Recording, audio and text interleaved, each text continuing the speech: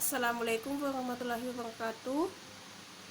Baik, saya akan menjelaskan tentang populasi dan sampel. Disusun oleh kelompok 1, Fendi Marzita dan Alfia VK Wahab dan Muhammad Paslan. Pengertian populasi dan sampel. Populasi sebenarnya merupakan sebuah kelompok objek pengamatan atau riset yang pada nantinya dapat berbentuk hewan, barang, hingga manusia dan masih banyak lagi. Biasanya sebagai bahan yang digunakan untuk riset, populasi ini merupakan karakteristik tertentu, jelas dan tentu lengkap. Perlu dipahami dan diketahui bahwa populasi dapat disebut sebagai keseluruhan dari semua objek yang diteliti. Sedangkan untuk sampel, yaitu merupakan bagian kecil dari populasi. Sampel akan diambil sebagai objek dari pengamatan lantaran dianggap dapat mewakili sebuah populasi yang ada. Hasil riset yang pada nantinya berhasil didapatkan dari sebuah sampel ini, maka dapat memunculkan kesimpulannya. Kemudian kesimpulan ini akan dipakai untuk memastikan kesimpulan dari populasi. Yang kedua yaitu perbedaan statistika dan statistik. Statistik dan statistika memang lazim digunakan untuk menyelesaikan suatu masalah, terutama yang berkaitan dengan data. Namun, yang jangan disadari, keduanya memiliki makna yang sedikit berbeda. Masih ada yang sering salah menyebutkan kedua istilah tersebut. Perbedaan statistik dan statistika yang pertama bisa dilihat dari pengertian kedua istilah tersebut. Statistik merupakan hasil data yang ditampilkan dalam bentuk tabel hingga grafik. Menurut Kamus Besar Bahasa Indonesia KBBI, statistik adalah angka-angka atau catatan yang dikumpulkan serta ditabulasi, sehingga akan didapatkan informasi yang berkaitan dengan masalah tertentu. Data atau angka pada statistik bisa diperoleh dari pengumpulan data melalui wawancara maupun tanpa melakukan wawancara. Yang ketiga yaitu jenis-jenis statistika. Statistika dapat dibedakan menjadi beberapa jenis berdasarkan kriteria tertentu. Adapun jenis-jenis statistika yaitu orientasi pembahasan, yaitu statistika matematika dan statistik terapan.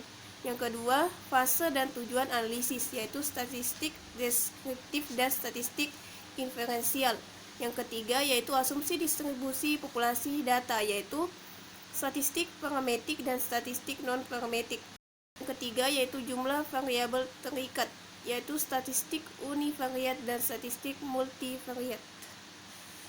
Yang keempat yaitu statistika dan metode ilmiah. Statistika merupakan suatu metode ilmiah dalam mengumpulkan, mengklasifikasikan, meringkas, menyajikan, menginterpretasikan, dan menganalisis data, mendukung pengambilan kesimpulan yang valid dan berguna dapat menjadi dasar pengambilan keputusan yang masuk akal.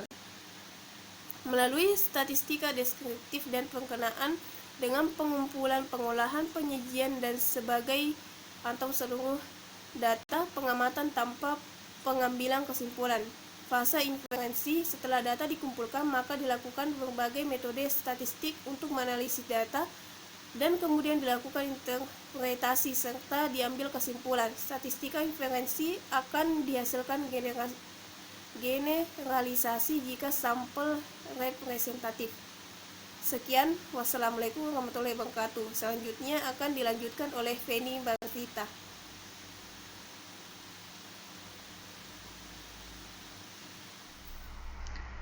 Baiklah, terima kasih atas kesempatan yang telah diberikan. Saya Fendi Marzita akan menjelaskan mengenai materi selanjutnya. Yang pertama, data statistika. Statistik merupakan sekumpulan dari konsep dan metode yang dipergunakan untuk mengumpulkan dan menginterpretasi data kuantitatif tentang sesuatu hal, termasuk pengambilan keputusan dalam situasi yang terdapat ketidakpastian dan variasi. Data yang dikumpulkan merupakan data kualitatif dan data kuantitatif. Pada prinsipnya, metode statistik bekerja untuk data yang bersifat kuantitatif dan data kualitatif yang sudah dikuantitatifkan. Data kualitatif merupakan data atribut, yaitu data yang bukan berbentuk bilangan dan tidak dapat dioperasikan dengan matematik.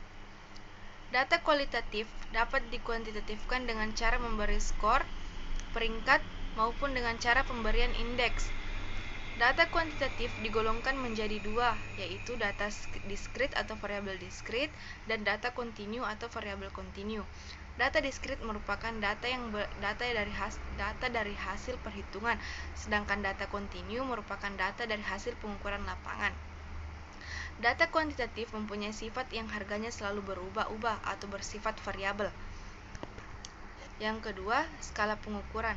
Dalam statistika, skala pengukuran dibagi menjadi 4 bagian. Yang pertama, skala nominal, yang merupakan skala pengukuran paling sederhana atau tingkatannya paling rendah di dalam suatu penelitian.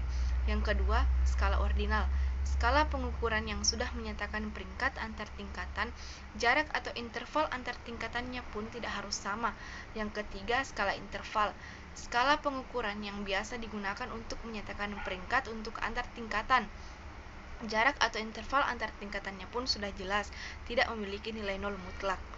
Yang keempat, skala rasio.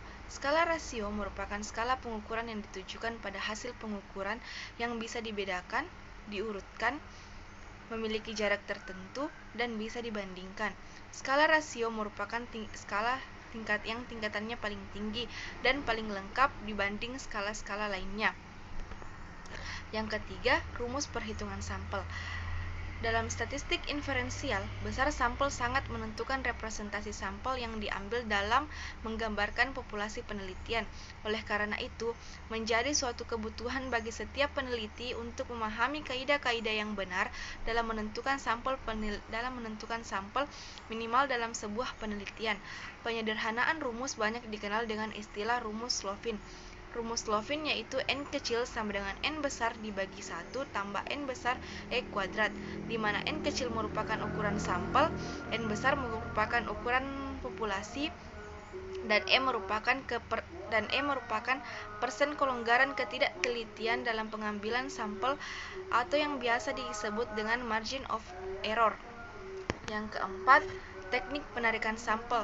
Terdapat beragam teknik pengambilan sampel. Macam teknik pengambilan sampel ini kita gunakan tergantung dari jenis penelitian yang kita pilih. Namun, secara garis besar, metode pengambilan sampel hanya terbagi dua. Yang pertama, probability sampling, yang merupakan jenis pengambilan sampel yang melakukan pengambilan sampel dengan cara random atau acak. Metode ini memberikan seluruh anggota populasi kemungkinan atau kesempatan yang sama untuk menjadi sampel terpilih. Yang kedua, non-probability sampling, yaitu teknik pengambilan sampel yang berbanding terbalik dengan probability sampling. Teknik ini melakukan pengambilan sampel dengan tidak memberi peluang atau kesempatan yang sama bagi setiap unsur atau anggota populasi yang dipilih menjadi sampel. Sekian dari kelompok kami, mohon maaf jika terdapat kesalahan. Assalamualaikum warahmatullahi wabarakatuh.